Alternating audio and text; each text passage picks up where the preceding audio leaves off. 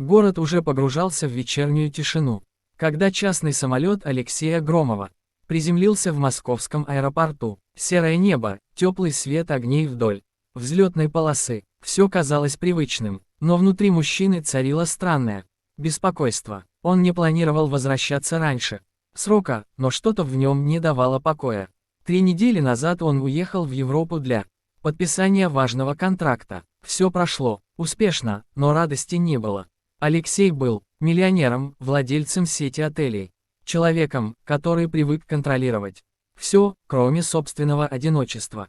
Его жена умерла 4 года назад, оставив ему единственную дочь, Машу. Девочке было всего 7 лет, когда она попала в аварию и потеряла голос на долгие месяцы. Врачи говорили, что это психологическая травма, и, возможно, она никогда не заговорит снова. Алексей нанимал лучших специалистов, логопедов, психотерапевтов, но все было напрасно. Маша лишь молча обнимала игрушечного медвежонка и смотрела в окно. С каждым днем мужчина все сильнее замыкался в себе. Работа стала его единственным спасением. Он уехал, надеясь, что дела помогут отвлечься. Но теперь, когда контракт был подписан, он чувствовал лишь пустоту. И вдруг внезапное желание вернуться домой без предупреждения, без звонков, просто увидеть, как живет дом. Без него. Черный автомобиль мягко остановился у ворот особняка. Охрана, удивленная его приездом, поспешно открыла двери. «Господин Громов, вы ведь должны были вернуться только через 2 дня. Планы изменились», — коротко ответил он. Дом был огромен, с мраморными лестницами, картинами в золоченых храмах и тишиной, от которой звенело в ушах. Обычно здесь всегда кто-то суетился. Повара, садовники, горничные.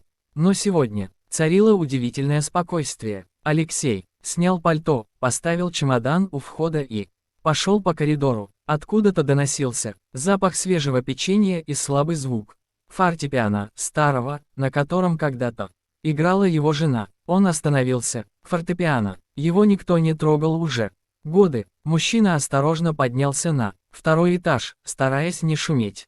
Музыка шла из детской комнаты. С каждой ступенькой сердце билось все сильнее. Он заглянул в приоткрытую дверь и замер. Посреди комнаты, залитой мягким светом ночника, сидела молодая женщина в простой одежде. Анна, его домработница. Она держала Машу за руки и что-то тихо шептала, улыбаясь. Рядом лежал раскрытый букварь, детская книга и крошечная чашка с теплым молоком. Маша говорила негромко, неуверенно, но слова звучали живые, настоящие. «Ма, вернется?» – спросила девочка. Тихим голосом. Анна мягко улыбнулась, погладив ее по волосам. «Мама всегда рядом, милая в сердце. А папа, он скоро приедет, и ты расскажешь ему, как много научилась». «Правда?» – девочка кивнула и сжала руку няни. Алексей чувствовал, как ком подступает к горлу. Он стоял в дверях, не веря своим глазам. Все эти месяцы врачи и учителя лишь разводили руками, а теперь простая женщина, скромная горничная, сумела сделать невозможное. Он вспомнил, как несколько месяцев назад принял Анну на работу. Ей было 26. Она приехала из маленького города, чтобы помочь матери оплатить лечение младшего брата. Алексей не обращал на нее особого внимания. Для него она была просто частью персонала. Но сейчас, наблюдая за ней, он увидел не служанку, а человека, в глазах которого было столько тепла и доброты, сколько он давно не встречал в этом доме. Анна рассказывала Маше сказку. Одна птичка упала и не могла больше летать. Все смеялись над ней, но она не сдалась. Она научилась петь так красиво, что небо само захотело поднять ее снова. Маша слушала, затаив дыхание.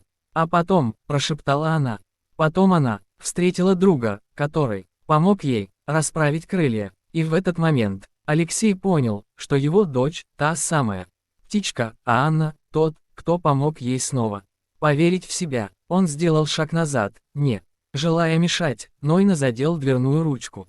Анна вздрогнула и обернулась. Их взгляды встретились. «Господин Громов, я не ожидала вас сегодня», – прошептала она, вскакивая. Алексей вошел в комнату, все еще не веря в происходящее. «Вы сделали чудо», — сказал он глухо. Она покраснела, опустив глаза. «Я просто стараюсь, чтобы Маша чувствовала себя счастливой. Она очень умная девочка, просто ей нужно немного тепла». Эти слова поразили Алексея. «Немного тепла», — повторил он про себя.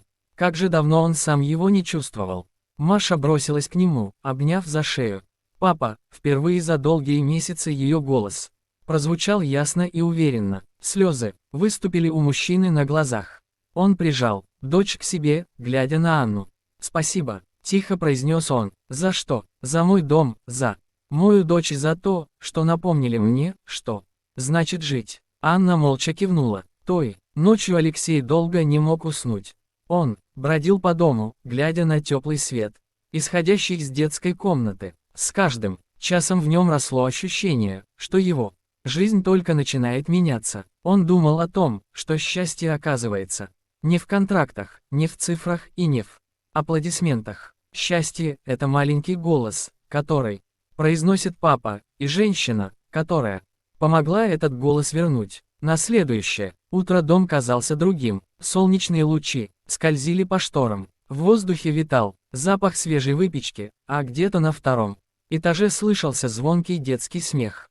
Алексей стоял у окна в своем кабинете, держа чашку кофе, и все еще не мог поверить в то, что произошло прошлой ночью. Он думал о Маше, о ее первом слове, о том, как ее глаза светились, когда она произнесла «Папа, сколько лет?».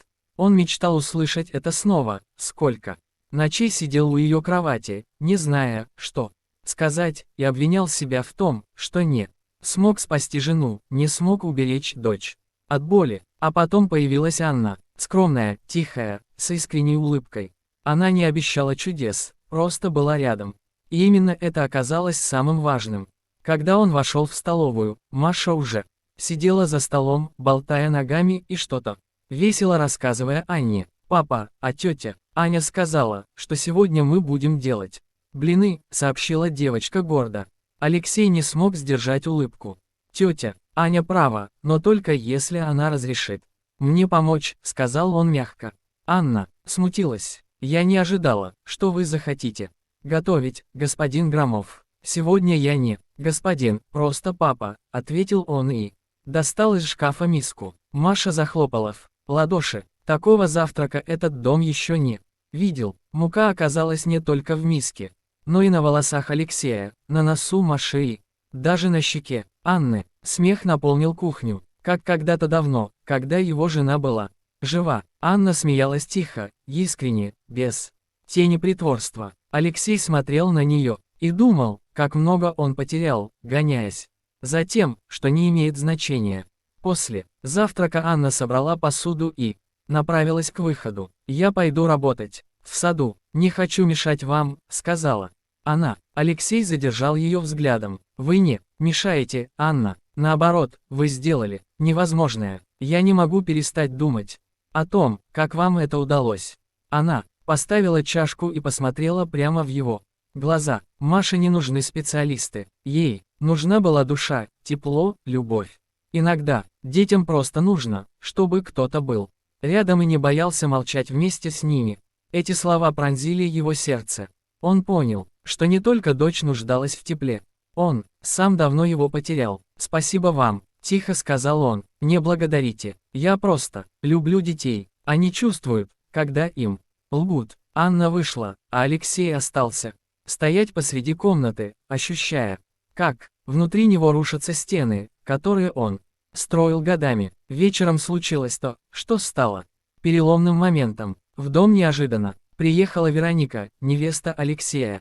Стройная, холодная, уверенная в себе. Женщина, для которой статус значил больше, чем чувство. «Ты вернулся раньше и даже не сообщил», — сказала она. Раздраженно. «Хотела увидеть дом таким, какой он есть». «И что же ты увидел?» «Свою горничную на месте матери твоей дочери». Ее голос прозвучал ядовито. Алексей резко поднял голову, осторожнее с словами «Да брось. Лёша, она всего лишь прислуга. Думаешь, она искренне заботится о Маше? Она просто ищет способ закрепиться в твоей жизни. Он сжал кулаки. Анна вернула моей дочери голос. Пока ты обсуждаешь вечеринки, она помогает Маше жить. Если кто-то и достоин уважения, так это она. Вероника фыркнула, не найдя, что ответить. Ты серьезно собрался защищать служанку? Ты сошел с ума. Может, наконец-то стал человеком, твердо произнес он. Она ушла, хлопнув дверью. Но Алексею было все равно. Впервые за долгое время он чувствовал, что поступает правильно. Поздно ночью он снова зашел в детскую. Маша уже спала, а рядом в кресле сидела Анна. Она читала книгу и выглядела уставшей. «Вы не должны засиживаться до полуночи», — сказал он мягко. «Я просто хотела убедиться, что Маша спит спокойно». Улыбнулась она. Он присел рядом. «Анна, я многое понял. Я долго жил так, будто чувство — это слабость. А теперь вижу, что сила — это умение любить. Я хочу, чтобы вы остались здесь. Не как домработница, как человек, которому я могу доверить самое дорогое мою дочь». Анна опустила глаза. «Я не знаю, что сказать, но если вы хотите, чтобы я осталась ради Маши, я останусь. Не только ради Маши», — тихо добавил он.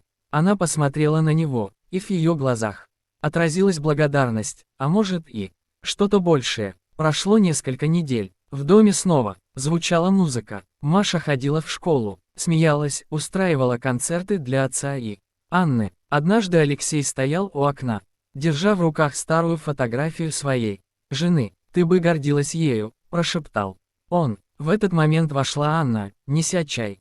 «Она улыбнулась бы», – ответила она тихо, словно поняла, о чем он подумал. Он посмотрел на нее. «Вы вернули свет в этот дом, Анна?» «Нет, Алексей, его вернула ваша дочь, а я просто помогла ей его не потерять». Они оба замолчали, слушая, как Маша поет на втором этаже. И в этой песне звучало все, чего им когда-то не хватало: надежда, радость, жизнь. Через год их жизнь полностью изменилась. Алексей сократил участие в бизнесе, стал проводить больше времени дома. Он открыл благотворительный фонд для детей с нарушениями речи, назвав его «Голос надежды». Анна возглавила один из проектов фонда. Теперь она помогала другим детям, тем, кто когда-то, как Маша, боялся говорить. И каждый раз, когда Алексей видел, как его дочь бежит к ней с криком «Мама, Аня», он понимал, судьба не забрала у него счастье, просто дала его в другом обличье.